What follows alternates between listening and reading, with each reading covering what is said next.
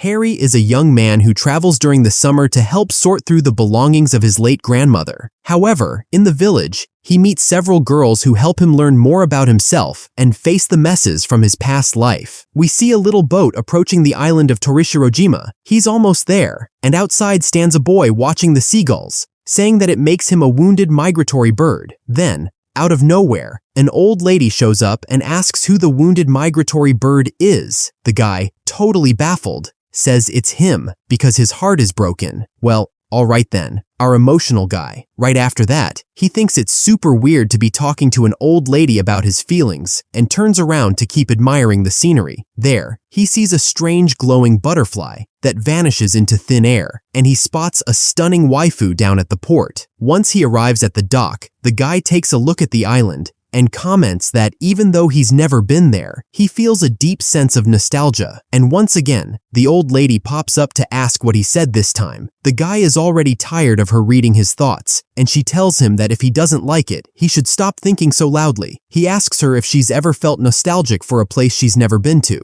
She answers that she has, and that it's called déjà vu. It's pretty common. Then she walks off because she's already annoyed with him. He continues walking through the town, which is charming and rustic, until he finally arrives at the house. There, he meets Misaki, who's been taking care of the house ever since the grandmother passed away. He introduces himself as Harry and tells her he'll be at her service during his vacation. Misaki takes him to his room, but it turns out to be an old storage room. She apologizes for the bad smell and the mess. Harry tells her it's perfect, that it matches his emotional state because he's a wounded migratory bird. Misaki's like, "What's up with this weirdo?" She tells him there's another family member living there too, but they're out right now, and she'll introduce them later. Harry plops down on the floor and remembers a time when he received a letter from his grandma, Kyuko, inviting him to visit the island. But the old lady died a month later, and since the house was a complete mess from all her travels, someone had to come tidy things up. So they sent the only jobless guy who goes around saying deep stuff. Him. The dude falls asleep and has a wet dream,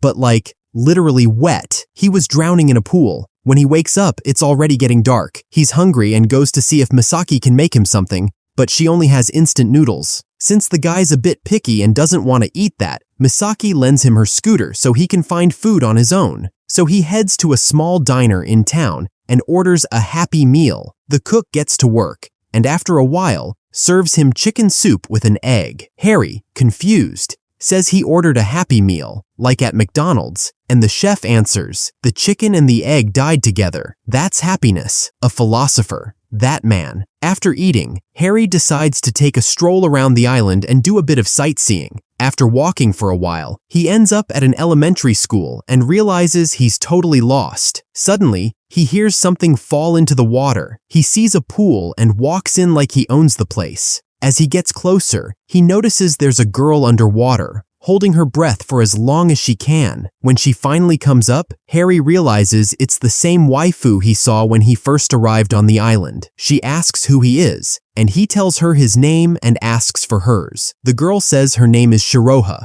and that she's practicing swimming. You can tell she feels uncomfortable, and honestly, who wouldn't? Imagine being a cute girl, all alone, in a bikini, and some random dude shows up trying to start a conversation. Yeah. Awkward. Harry tells her he got lost and is trying to find his way back to the Katu house. Shiroha asks if he means the Sakahara house. He corrects her, saying it's the Takahara house, but Shiroha confidently insists it's Sakahara. Harry tells her to just give him directions already. He notices he's making her uncomfortable, so he decides to leave. But before he goes, Shiroha does give him the directions to get back. Harry thanks her and asks what the heck she's doing swimming at night. He tells her it's dangerous. What if some pervy guy showed up to spy on her and start asking weird questions? Shiroha yells out, "Dosukoi!" Harry has no idea what that even means, but it's clear the girl's had enough, so she runs off without looking back. When he gets back to the house, Harry finds Misaki, who's resigned herself to eating her instant noodles because the jerk took her scooter and didn't even offer to bring her anything from the restaurant. She asks how it went. Harry says the food was great and then asks her what the heck dosukoi means. Misaki tells him to quit messing around. Harry apologizes,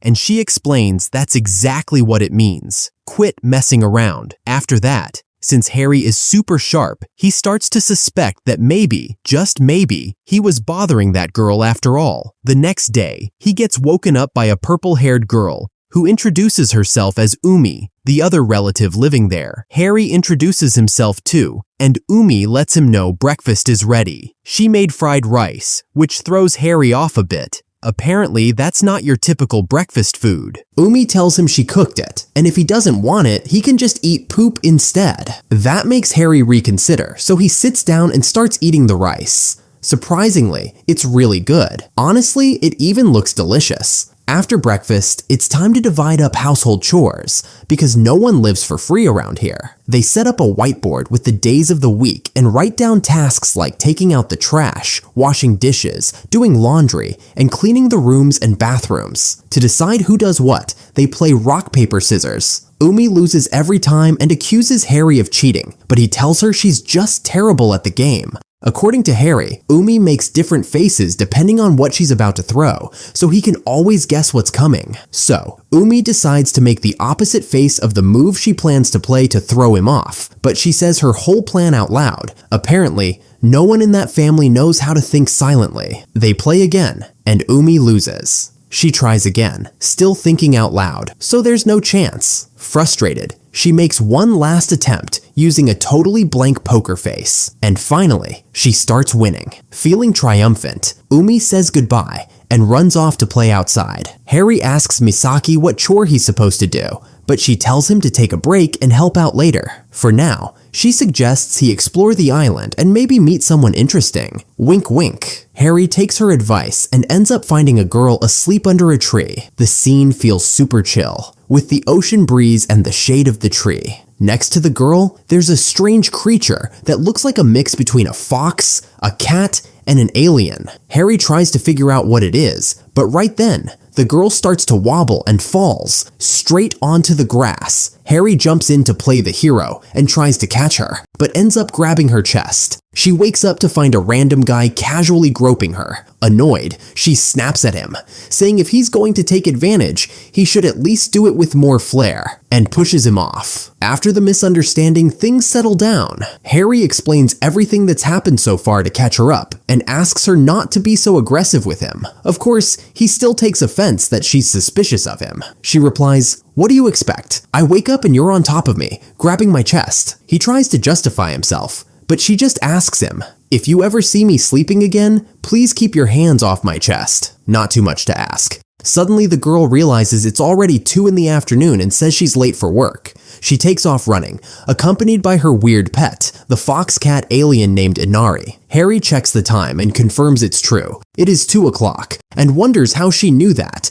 since she wasn't even wearing a watch. Then he heads to a small dock to deliver one of his classic existential monologues out loud. Like always, he reflects that spending the summer in a new place might help him forget his problems. But just then, a wave crashes hard into the bay and soaks him completely, head to toe. Since we gotta give the ladies some fan service, he takes off his shirt and hangs it to dry on a makeshift clothesline tied to his bike. As he walks back home, he runs into another guy, also shirtless, casually strolling down the road. Harry stops him and asks who he is, but the guy only replies that he shouldn't be dressed like that, though it seems like he meant, "You shouldn't be so underdressed." Suddenly, a stream of water whizzes past Harry's cheek. The shirtless guy goes on high alert. They're being shot at out of nowhere, like suspects in an American cop show. From a watchtower, a girl armed with a water gun yells down at them that it's forbidden to walk around naked outside of the designated bathing area, and that they better get dressed or face the consequences. Harry is completely lost, and the other guy explains that they're in the middle of a naked people hunt. Without giving them any more time, the girl fires again,